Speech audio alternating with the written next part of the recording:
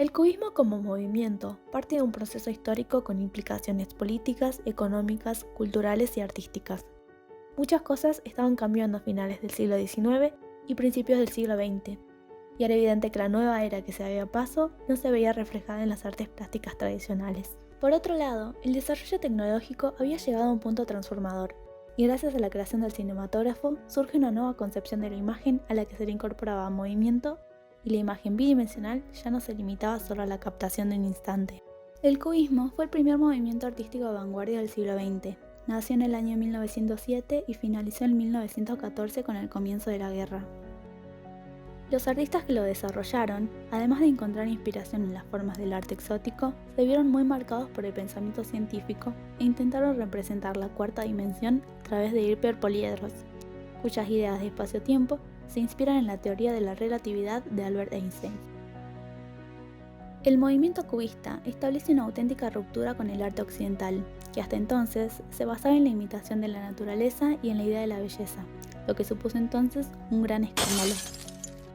Este movimiento representa la realidad mediante el empleo dominante de elementos geométricos, resultados del análisis y la síntesis. Los objetos no se representan como son o como se ven, sino como han sido concebidos por la mente, que los desconstruye en sus formas geométricas esenciales.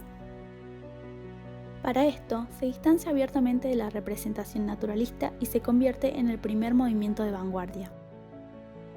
Principalmente, se distingue porque no se interesa en el contraste entre los volúmenes y en la perspectiva, y juxtapone diferentes planos en uno solo, generando una síntesis total. Además, no se sienten obligados a representar temas trascendentes, sino que la cotidianidad se vuelve causa de inspiración para poder desarrollar un concepto, siendo frecuentes los instrumentos musicales, frutas y objetos cotidianos, así como la figura humana despojada de cualquier valoración referencial, ya sea mítica, religiosa, etc. El cubismo tuvo tres etapas esenciales. La primera fue el cubismo primitivo, que se dio de 1907 a 1909, y fue caracterizado por los tonos neutros como grises y marrones, y la renuncia a la perspectiva tradicional, enfocada en un punto único a fin de integrar múltiples perspectivas en un solo plano. Como temas, prefiere las escenas interiores, aunque eventualmente acude al paisaje. La segunda etapa fue el cubismo analítico, entre 1910 y 1912. Esta pretendió combinar la tridimensionalidad de la realidad con la bidimensionalidad de la superficie pictórica. Abundan los ángulos y las líneas rectas y la iluminación no es real. Los tonos preferidos son castaños, grises, cremas, verdes y azules. La tercera etapa fue el cubismo sintético, entre 1913 y 1914. Esta amplió signos plásticos, devolvió el color a su protagonismo, las superficies se hicieron más amplias y decorativas y se incorporó el collage, lo que permitió la exploración de las texturas, jugando con los límites entre la realidad y la ilusión pictórica. Como resultado, la obra acentúa su materialidad sin dejar de presentarse como un desafío intelectual. Lo más importante que tuvo en el diseño gráfico fue el diseño tipográfico. Esto fue posible mediante la invención del collage y la integración de la tipografía al arte, lo que logró nuevas significaciones a través de la asociación de ideas. De esta manera, el cubismo favoreció el desarrollo del diseño independiente de la naturaleza. En su fase sintética, fomentó la utilización de signos en lugar de figuras reconocibles.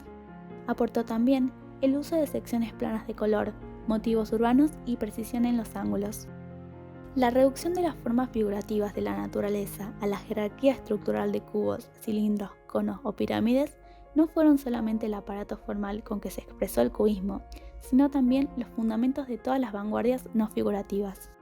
El cubismo no trata directamente la tipografía como lo pudieron hacer otros movimientos, pero sí podemos observar que las bases del cubismo tienen un eco poderoso en posteriores vanguardias, en la forma en que éstas tratan la tipografía, utilizando toda una serie de nuevos recursos inexplorados que la llevan de ser una disciplina meramente funcional a un elemento con mucha más carga de significado.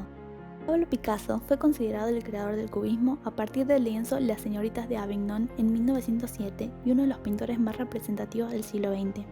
Desarrolló junto a Braque el cubismo sintético, acercándose a la abstracción pero sin abandonar la figuración. El primer cuadro de importancia en donde experimenta realmente sus ideas es en el retrato de Gertrude Stein, en el que convirtió la cara de la modelo en un rostro inexpresivo y de líneas esquematizadas. Georges Braque fue el segundo creador del cubismo.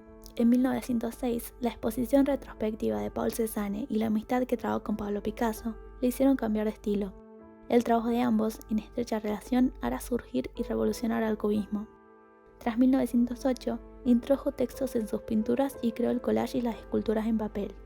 En 1909, Braque y Picasso entraron de lleno en la fase del cubismo analítico, y entre finales de 1911 y 1914, introdujeron en sus lienzos letras de imprenta, papeles pintados, números y recortes de prensa, y el primer trabajo en este sentido fue Naturaleza muerta con silla de rejilla.